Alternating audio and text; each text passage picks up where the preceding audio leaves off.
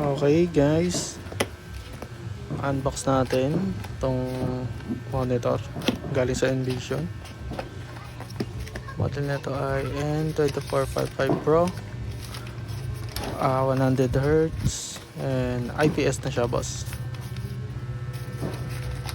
Okay, tingin-tingin pa ako ng resibo yan. Okay, first time ko to mag-unbox ng monitor.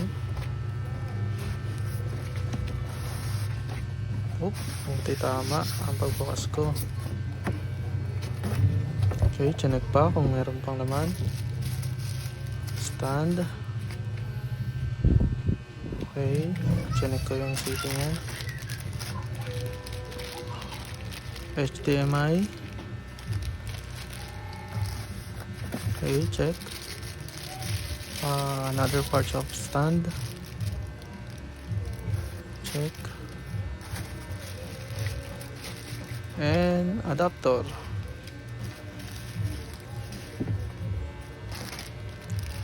Okay, itong HDMI nya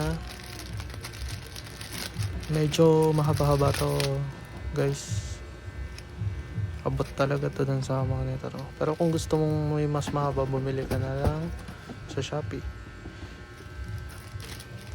Yan po yung mga kasama kapag bumili kayo ng Envision monitor.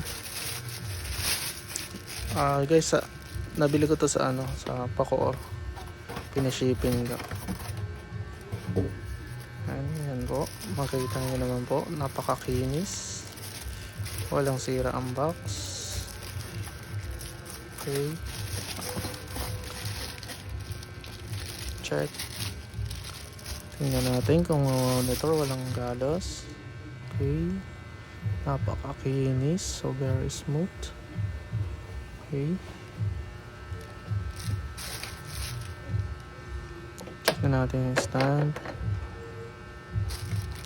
Kabit muna, tamang check muna kung paano.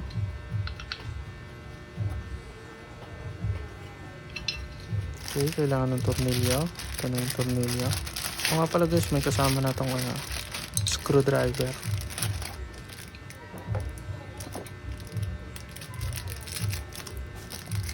Okay, kaya hindi na mahihirapan mag-assemble ng monitor stand.